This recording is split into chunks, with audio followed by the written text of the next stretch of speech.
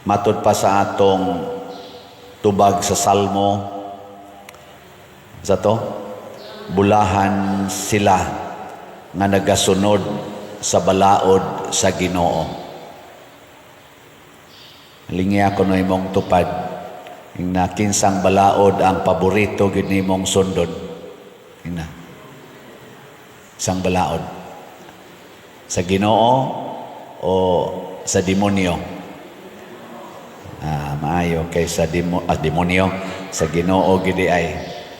Matod pa ni Moises diri sa unang pagbasa, niining adlaw gisugo kamo sa Ginoo nga inyong Dios sa pagtuman niining tanang mga balaod katong iyang gisulti. Nya ningon dayon siya diri, karong adlaw usab miingon ang Ginoo nga kamo iyang katawhan sumala sa gisaad niya kaninyo ug nga kamo magtuman sa tanan niyang mga sugo ug nga himuon kamo niyang labaw sa tanang nasod.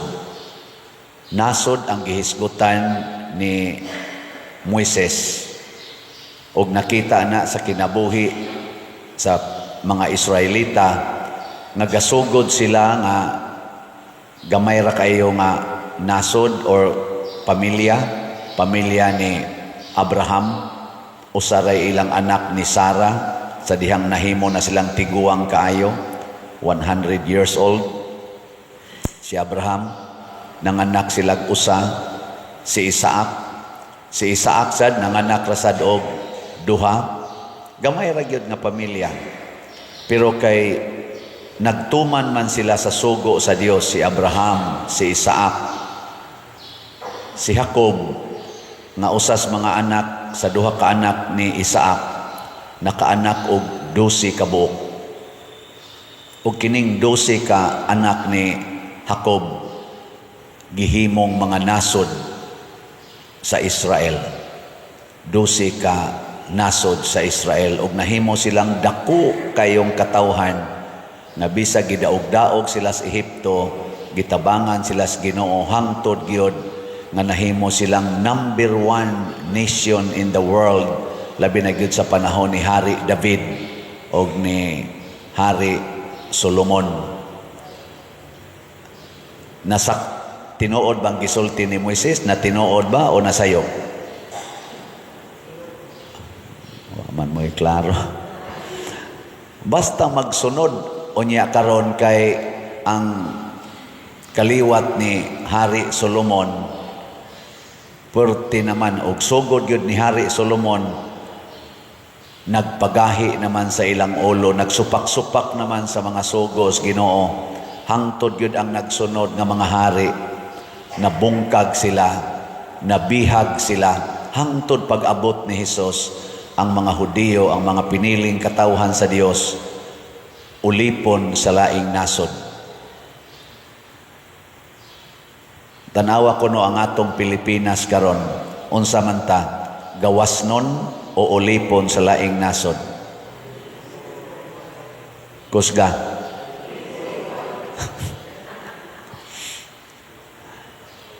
Ambot lang.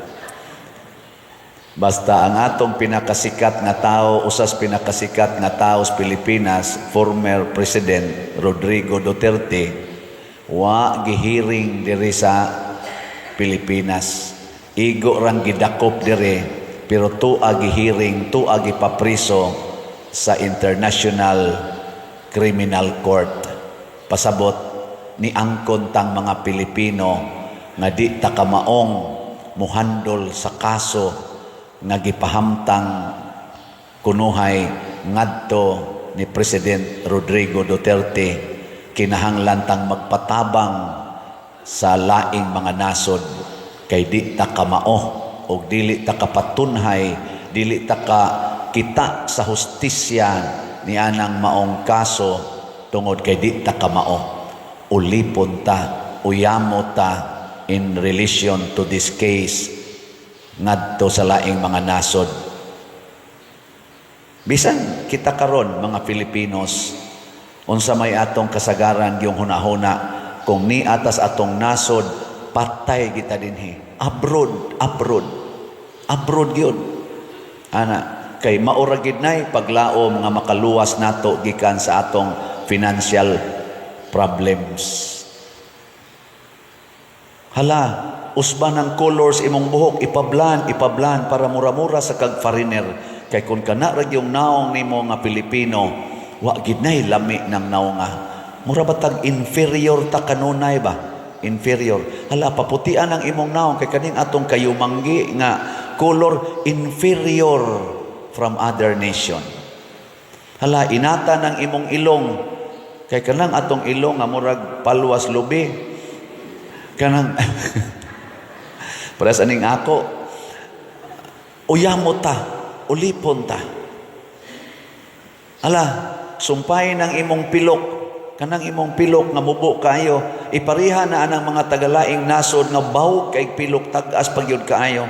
Bahala na lagi imo na lang ng butangan diyang sumpay-sumpay kay og kana lagi imong pilok ultimo kay ka. Di ba? Nakita na to karon nga kitang mga Filipinos wala tay igong kusog og kalig-on sa dignidad nga makaingon tang labaw ta sa ubang nasod. Muratag mo feel yung inferior. Siya nang kay pag-ingon sa Interpol nga dakpa ni si Rodrigo Duterte, mao man na ilang giingon, og paghatag og warrant of arrest gikan sa ICC through the Interpol kuno gidakop ang 80 anyos mo birthday naman na karong no sa ato karong March 28 mag-birthday man na sa ika-80 anyos si President Duterte. Gidakop nga mao palay pagtugpa gyud sa eroplano gikas Hong Kong nga ni atin siya rally dito sa mga OFW supporting sa ilang partido sa eleksyon.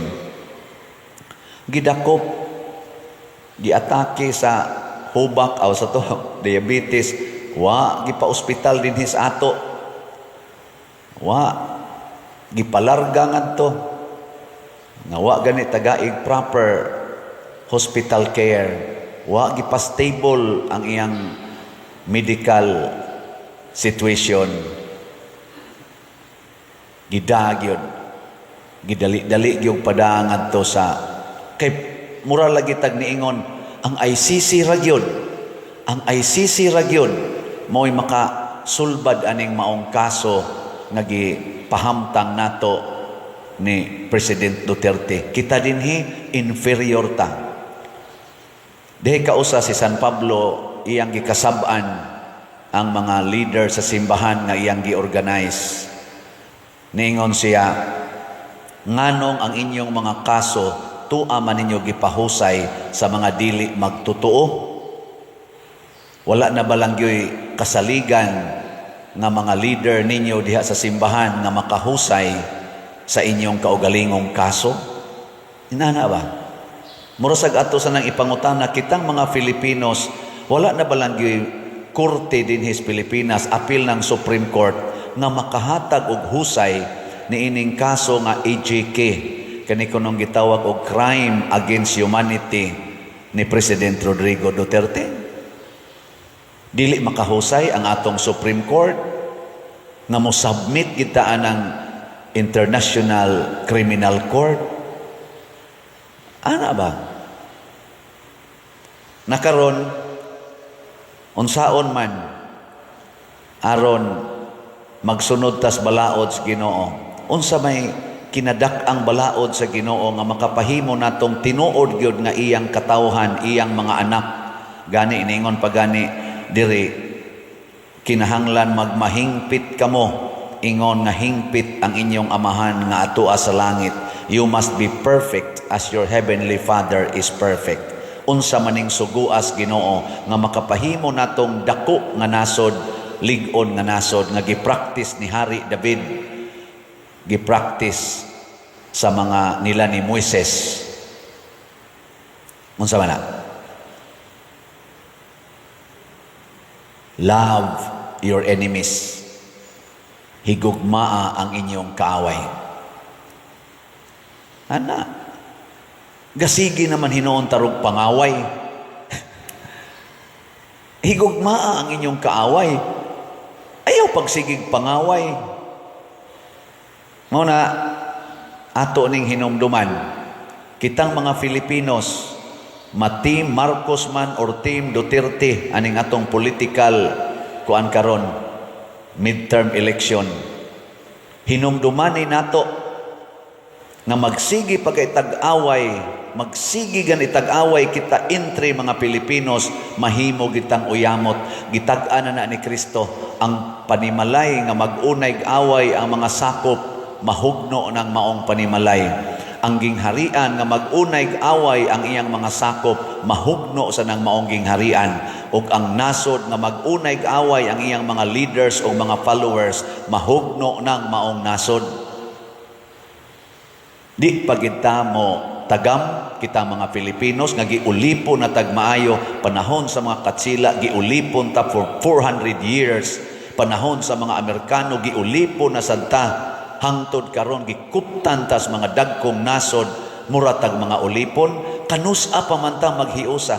Look at Japan, look at Singapore, look at Vietnam and other countries. Ni desisyon sila nga maghiusa. Gamay sila nga nasod pero naghiusa. Kagamay sa Singapore, wala mangitingali na kaabot og gidakon sa Cebu nga island. Pero nga nung nahimo man silang dako kay nasod, inila nga nasod, girespetuhan nga nasod sa tibuok kalibutan. Tungod kay naghiusa sila. Kagamay sa Japan, pupariha ra man sa ato din eh. Pero nga nung ang Japan, usaman sa mga girespetuhan o gitamod nga mga nasod, kay naghiusa sila. Naghigugmaay, gani ang ilang leader dito, kung makahimo gid siyang sayop tungod sa iyang kahuyangan, mag-commit og suicide, harakiri, dinis ato. Hilingay mong tupad, yung namusunod ka ng harakiri. But lang. Muna, mukuan ang tatataba, maminaw na ang tatas Ginoo, aron mahimot ang bulahan na how to love enemies. Kaya mo ingam sa mo, padaroy, sakit yun, di na pwede eh. Karon tanaw na to social media, naay na nag-prayer rally nga nag-ampo para ni President Rodrigo Duterte. Naasay nag-prayer vigil o naghimog mga misa, nag-ampo sad nga makonbikto gyud si President Duterte. Kinsa maron nila ani ang tinuod nga nahigugmas kaaway? Kinsa man? Kaning na nag-vigil o nagmisa aron makonbikto gyud si President Duterte, o kining na nagmisa sad unya nag-prayer vigil aron maluwas o ma-absuelto si President Duterte. Kinsay nahigugma ron anis kaaway? Da, hilom lagi mo. Kay mo siparit ganita sa sugo os Ginoo, hugno kita. Few years from now, bagsak nig samot ang Pilipinas, bisan gani sa ato dining educational system. Uyamot kay tas tanan.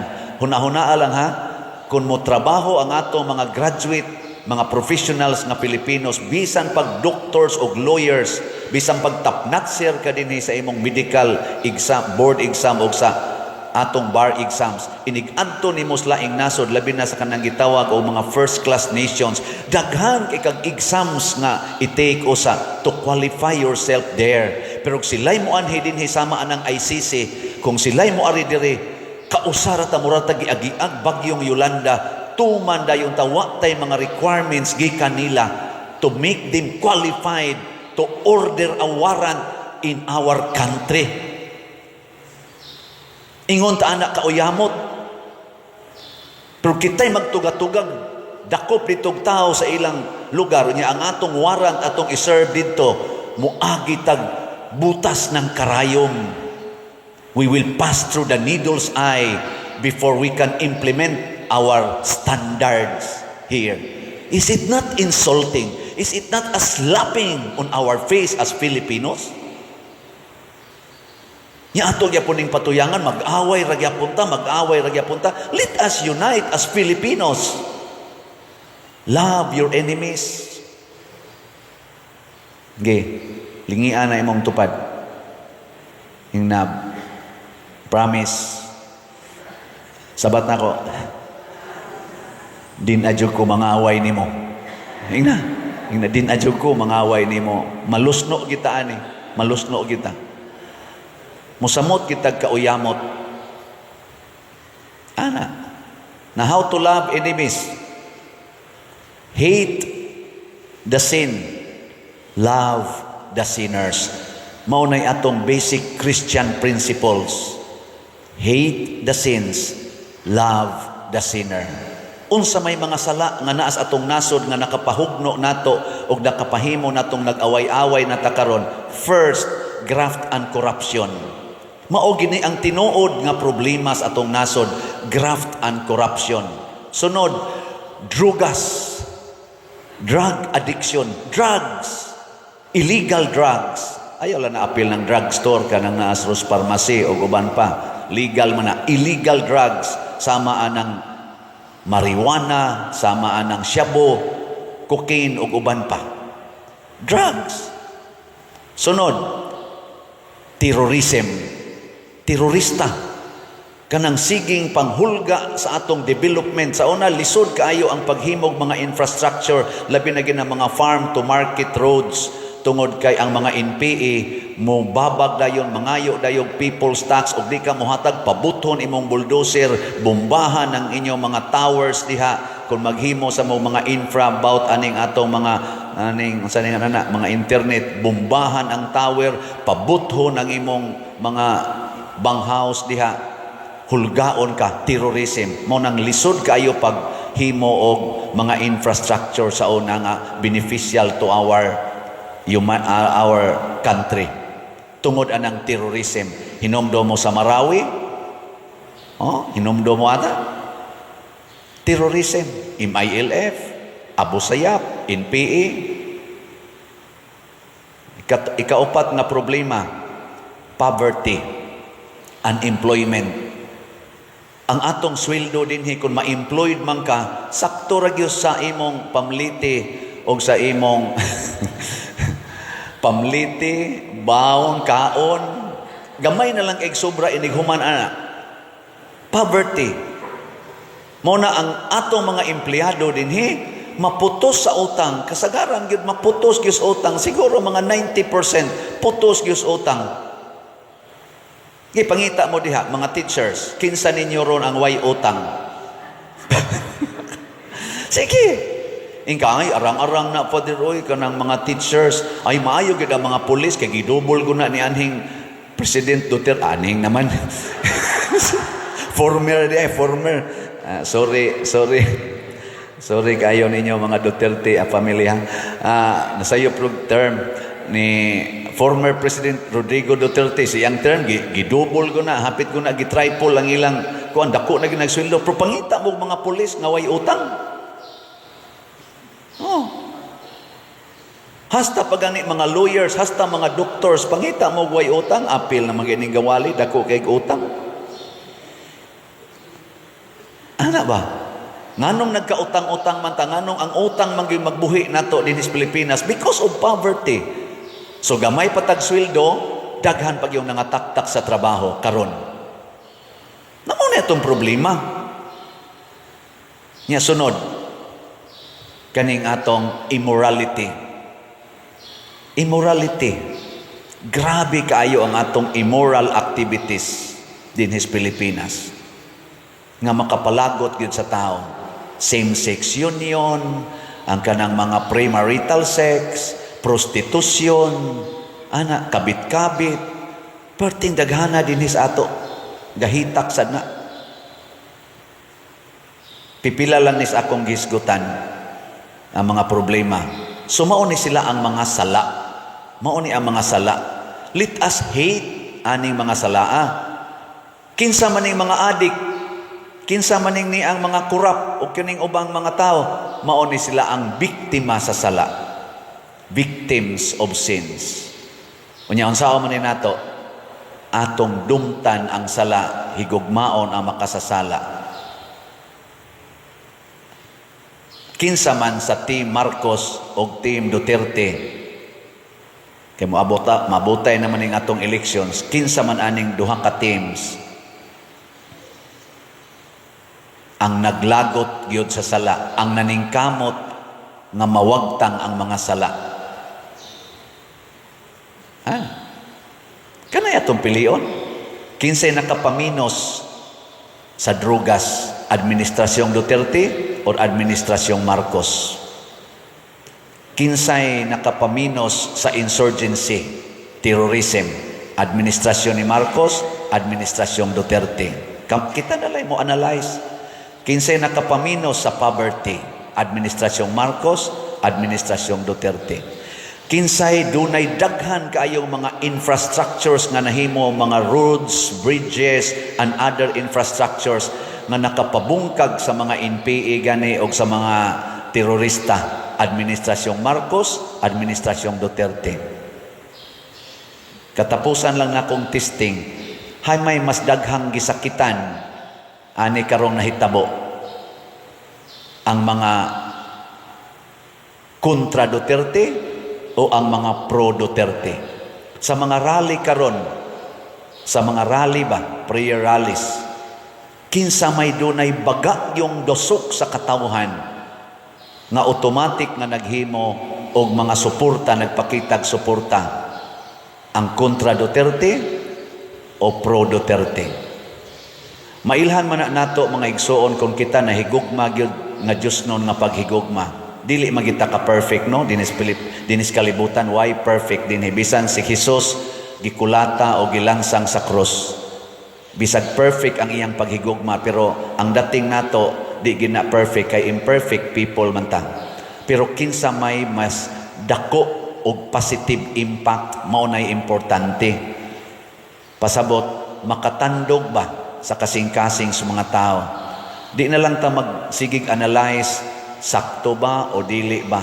The impact, positive impact. Kinsa may mas daghag na lipay ang katawhan sa ilang pag-administer.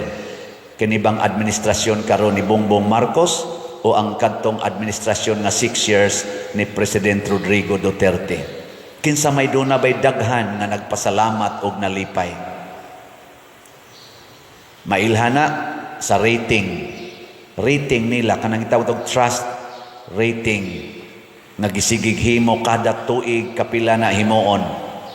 Tanawa ninyo kinsang rating awa gyud ni ubos. Hapit tanan atong presidente nga niagi, kadaghanan gyud nag-anam gyud kaubos ang ilang trust rating as they go along in their administration. Tanawa ninyo ang mga ratings o kamoy hukom. Kita'y hukom. Dili ta perfect. Pero ang akong sentro lang diri, hunongon na ka ni natong atong panag-away. Mutanaw ta sa tinuod nga problema. Basig dili si President Duterte ang problema. 80 anyos na guna galisod og lakaw, problema pagid na. Basig dili si Sara Duterte ang problema, Vice President. Ngano man yung i-impeach man gina nato, makapaminos gina sa corruption, makapaminos gina sa drug addiction, makapaminos na sa terrorism, makapa-alleviate na sa atong employment o sa atong poverty. Kana ba? I-check nato. O kung dili man, hunongon ta na maghigugmaay ta, mag-reconcile ta. Sakit man tingali, pero dawato nato ang sakit. Kay usahay kaning atong luha, mausad ni ang healing power of relationships. Manghilak ta para sa paghigugmas kaaway, dili kay manghilak ta kay nag-ilaid na tas kalisod tungod sa atong pagsigig away. Manghilak ta nga nangasayop ta pili, dili kay manghilak ta tungod kay gi-oppress na tagmaayo sa atong gipili nga sayop. Muna karong eleksyon pohon midterm, mamili ta adtong kamaong mohigugmag kaaway, kamaong mudumot og sala, kamaong mohigugmag makasasala. Usa lang ni sa akong nakita personal, bahala na muoyon mo sa dili. When President Duterte took office, millions nga mga addicts ang ni-surrender tibok Pilipinas ug nagbag-o sa ilang kinabuhi, ni undergo og mga kaning rehabilitations o uban pang mga pamaagi gani naata din hisugod kanang pasiugdahan ni Sister Faye Barino og sa Love of God community. Sugod, surrender to God. Millions ang nag-surrender. Never in our history in the Philippines nga nahitabo na. Adto sang panahon na ako ang in charge sa prison ministry sa atong archdiocese. Double, triple ang gidaghanon sa piniriso. Pasabot, wa pamatya, gipang priso ang kadtong nasakpan. Na triple god. Og 80 to 90% sa kaso nga nung nidaghan og maayo ang mga piniriso, drugs, related to drugs. Sa ato pa, wa pamatya ang mga adik, gipang priso. Naipipilang namatay. Maunay atong i-probe, EJK ba na or part of gitawag na to collateral damage. Pero hundreds of thousands ang naas prisuhan. Nakaron gani, nakalaya na ganing uban. Ana, minindot ang atong mga prisuhan. Dagkong facilities, Luzon, Visayas, Mindanao, na ay bag-ong mga buildings, tag 2-story, tag 3-story, tag 4-story buildings para lang maluag-luagan ang kahimtang sa mga piniriso. Sa ato pa, naagya po humanitarian action for the persons deprived of liberty. Panahon na sa administrasyon ni President Rodrigo Duterte. Kanalay akong nakita og napatingali uban. Sige na lang, kaning build. Kita din hisliluan. Hapit tanang suok sa atong lugar din simentado o widened ang atong mga karsada. Luzon, Visayas, Mindanao. Wa pa ni mahitabo sa bisan kinsang administrasyon since I was aware about this 1986. Mamantoy una gyud nga naatay change of kaning administration din sa Pilipinas. Hantod pag-abot ni President Rodrigo Duterte, wa ko kasuway nga naaning build, labi na gid in relation sa karsada nga ingon ani ka massive o pagka expansive. Mo nang kamo nalay hukom, kita nalay hukom, unsaon nato pagpili karong umaabot eleksyon. Basin sa ang akong nakita, wa ninyo makita, o kini akong nakita na fall short sad ko sa akong pagkalimitado.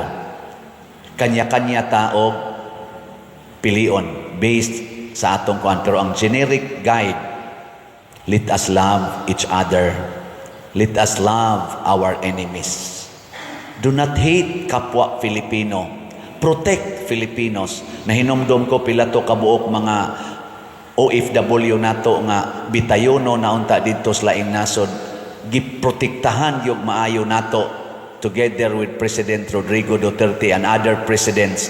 Makig-away kita nga dili lang gid unta patyon dito kay ipabalik lang gid diri. Pero ngano man ang ato mismong former president gilabay ra man nato murag trapo less than 24 hours to other nation. Makatabang ba ni sa atong nasod? Maka-rebuild ba ni sa atong relationship as nation? Manindog ta.